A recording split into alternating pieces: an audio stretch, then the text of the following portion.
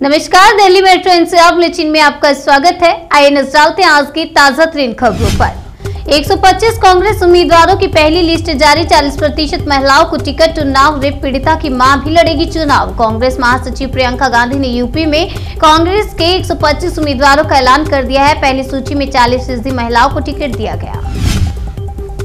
Corona case में 27% की भारी उछाल। देश में 24 घंटों में 2,47,000 से ज्यादा आए केस। आपको बता दें 380 लोगों की मौत। देश में पिछले 24 घंटों में कोरोना वायरस के 2,47,417 नए केस सामने आए हैं। वहीं अब तक कोरोना के ओमिक्रॉन वेरिएंट के 5,488 मामले सामने आ चुके हैं।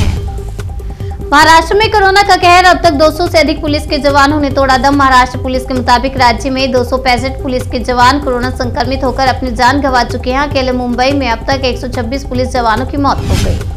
यूपी बीजेपी में लगी इस्तीफों की झड़ी। 2 दिन में 7वां इस्तीफा। मुकेश वर्मा ने छोड़ी पार्टी। उत्तर प्रदेश में विधानसभा चुनाव से ठीक पहले बीजेपी पार्टी से नेताओं, मंत्रियों और विधायकों के इस्तीफे देने की झड़ी लगी है। अब इस फहरिस्त में शिकोहाबाद से विधायक मुकेश वर्मा का नाम शामिल हो गया। कांग्रेस नेता राहुल गांधी ने कहा, भाजपा ने अन्याय किया, वे न्याय का चेहरा बनेंगे। उत्तर प्रदेश विधानसभा चुनाव के लिए कांग्रेस ने उन्नाव रेप पीड़िता की मां को अपना उम्मीदवार बनाया है। इसके बाद कांग्रेस नेता राहुल गांधी ने एक बार फिर इस मामले को लेकर बीजेपी को घेरने की कोशिश की। भगवंत मान मेरे अजीज, मगर पंजाब में आपका सीएम फेस चुनेगी जनता। पंजाब में मुख्यमंत्री उम्मीदवार पर बोले अरविंद केजरीवाल। आपके राष्ट्रीय संयोजक और दिल्ली के मुख्यमंत्री अरविंद केजरीवाल ने कहा, भगवंत मान ने कहा कि जनता मुझे जो जिम्मेदारी देगी मैं वो जिम्मेदारी पूरी करूंगा। बंद कमरे में मुख्यमंत्री का चेहरा तय करने का सिलसिला बंद करना चाहिए। बच्चों के वैक्सीनेशन में भारत ने हासिल किया मील का पत्थर। 10 दिन में 3 करोड़ किशोरों को लगी वैक्सीन की पहली डोज। वहीं दिल्ली सरकार ने अपने अधिकारियों को राज्य के 20 स्कूलों में 15 से 18 साल के बच्चों के लिए अस्थायी वैक्सीनेशन सेंटर खोलने का निर्देश दिया है, जहां स्वास्थ्य क्लिनिक चल रहे हैं। भारत चीन के बीच हुई सैन्य वार्ता विफल। मगर गतिरोध को हल करने के लिए फिर बातचीत करेंगे दोनों देश। चीन सीमा कानून और अनसुलझे एलएसी के अपने हिस्से में तेजी से सैन्य और तकनीकी अपग्रेडेशन के साथ 3,488 किलोमीटर लाइन को नियंत्रण रेखा में बदल रहा है। बर्फीली हवाओं के बीच कोहरे में लिपटी दिल्ली। राजधानी के कई इलाकों में कम हुई विजिबिलिटी।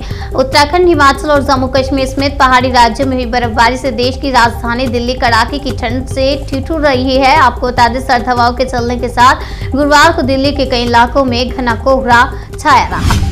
दिल्ली सरकार ने फिर कहा, नहीं लगेगा लॉकडाउन। स्वास्थ्य मंत्री सत्येंद्र जैन बोले, आज आ सकते हैं 27,000 से ज्यादा कोरोना केस। देश में कोरोना के मामले लगातार बढ़ते जा रहे हैं। भारत में कोरोना वायरस के 236 दिनों में सबसे अधिक 2,47,417 नए मामले सामने आए हैं, जिनमें ओमिक्रॉन के 5,488 मामले शामिल हैं। ऑनलाइन गेमिंग एक्ट लेकर आने की तैयारी कर रही है शिवराज सरकार। गृह मंत्री ने कहा, ड्राफ्ट बनकर है तैयार। फ्री फायर जैसे ऑनलाइन गेम की वजह से कई घटनाएं सामने आ चुकी हैं। बुधवार को भी राजधानी में 5वीं क्लास के छात्र सूर्यांश ने इस गेम के कारण फांसी लगाकर आत्महत्या कर ली। सूर्यांश फ्री फायर गेम खेलने का शौकीन था।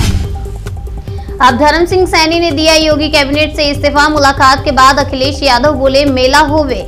योगी कैबिनेट से 3 दिनों में 3 मंत्रियों के इस्तीफे हुए हैं। आज धर्म सिंह सैनी ने इस्तीफा देने के बाद अखिलेश यादव से मुलाकात। इस्तीफे के बाद विधायक मुकेश वर्मा का बड़ा दावा। बोले, 100 एमएलए संपर्क में, बीजेपी को रोज लगेगा इंजेक्शन। शिकोहाबाद से विधायक मुकेश वर्मा ने आरोप लगाया है कि 5 साल की सरकार में दलित, पिछड़ों और अल्पसंख्यकों को तवज्जो नहीं दी गई। एस्ट्राजेनेका की बूस्टर डोज ओमिक्रॉन के खिलाफ उच्च एंटीबॉडी बनाने में प्रभावी। स्टडी में हुआ खुलासा। दवा निर्माता कंपनी एस्ट्राजेनेका का कहना है कि कोरोना संक्रमण के नए ओमिक्रॉन वेरिएंट के खिलाफ उनकी कोविड वैक्सीन वैक्सजेवियर की बूस्टर डोज काफी ज्यादा प्रभावी है।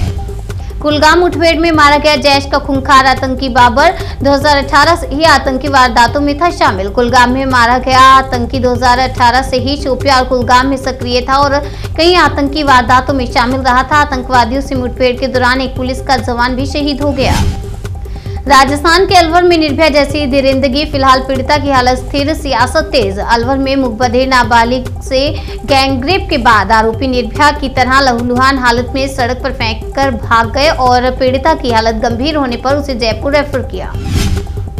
योगी जहां से सांसद हैं वहां से लड़ने लायक नहीं रहे। अयोध्या से चुनाव लड़ने की खबर पर एसपी का तंज। समाजवादी पार्टी के नेता पवन पांडे ने सीएम योगी पर निशाना साधा है। उन्होंने कहा कि वो जो जहां से सांसद हैं वहां चुनाव लड़ने के लायक नहीं रहे, इसलिए यहां आ रहे हैं।